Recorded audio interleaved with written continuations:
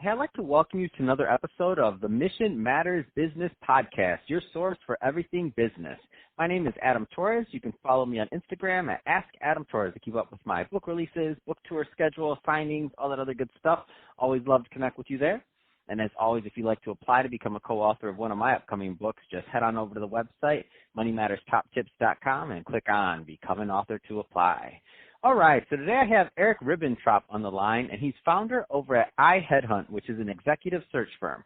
Eric, welcome to the show. Thanks for having me today, Adam. All right, so let's just kick it off by getting right into iHeadhunt. So as founder, tell me why you started the company, a little bit more about it, and what you specialize in. Yeah, so iHeadhunt is actually the third startup that I've been involved with. And the genesis of the background of it is really there's a ton of private equity and venture capital money floating out there in the market. And what they're doing is they're consolidating and rolling up family businesses. And so iHeadhunt kind of sits squarely in that space all over North America, providing recruitment services and talent management solutions to those businesses. And so usually the struggle is they buy, say a $50 million mom and pop manufacturer or X company, and they struggle with professionalized business systems that kind of manage or reflect today's standards. Basically, they don't know what lean or public accounting or Six Sigma or any of those other things are, and I help them bring those services and the talent that can execute on into those businesses to prime them for rapid growth. Wow, that makes a lot of sense. And what I love is that you have your niche really well defined.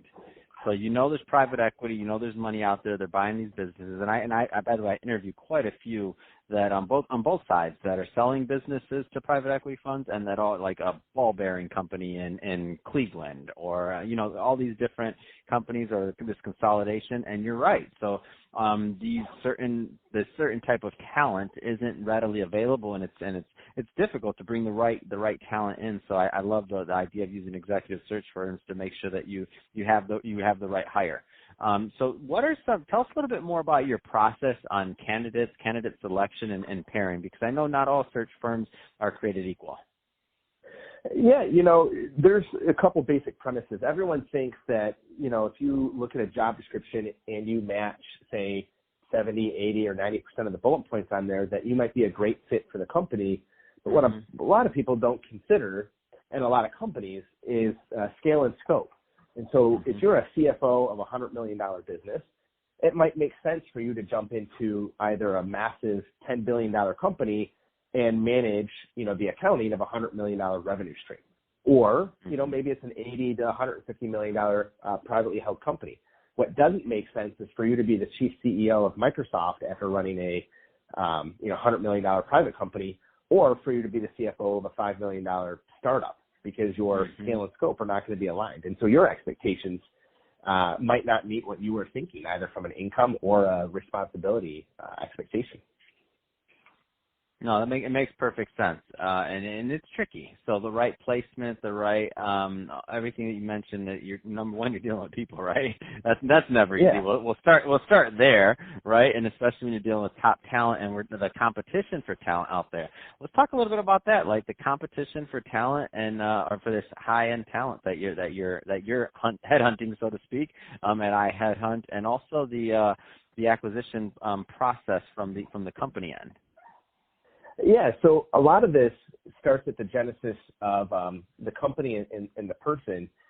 And so a lot of companies will say they're looking for the right cultural fit. And this is really what sets different recruiting agencies apart, is a lot of them try to provide the transaction or the commodity of the hire, and not actually the person who fits. And so when companies talk about culture, what they are really saying, and what a lot of people don't understand what they're asking for, they're looking for character. They want those intangible skills that can't be taught, can't be forced, punished, rewarded into somebody. You either have the maturity of integrity, of patience, perseverance, or you don't. And so when you're looking at a company and you look at their goals or objectives, a lot of the carry through and the actual accomplishment of those things comes down to the character of the person not necessarily that they've done this before. They match the job description because they may not be able to hang in your environment, and that's what makes you unique, right?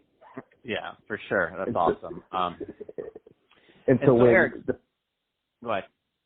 I was going to say, when the private equity comes in and they purchase an organization, that's one of the things they do in their diligence is to understand where the team's coming from and who can carry what ball forward.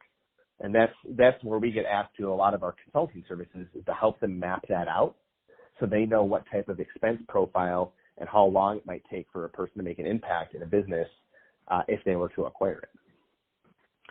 And so we've talked a lot from the business side. Let's talk about from the candidate side now. So how does a candidate really communicate value here so that they can advance their career and their position, so to speak, or I should say, what's the best way for them to do it? One of the best ways for them to communicate that value so that they can advance their position and their cause in the equation, so to speak. Yeah, so there's some very simple things, and for most people, you already know these things. You just aren't used to wielding them directionally for your benefit. You're doing it in your core area of expertise. And so if you just take a moment, sit back and think about it, you'll probably come up with a lot of these things on your own. And so what I would start with is the first one, and this one, maybe not everyone sees it or has thought about it, but if you think about it, it makes a lot of sense. And I kind of have coined this term the language of assumption, meaning don't create a verbal barrier between you and what you want. You could be selling a product, you could be interviewing, you could be selling a company. And so it's not if we do business together, it's when we do business together. Instead of I, it's we and our, because you want to make yourself look bigger and a part of the story, not separate from the story.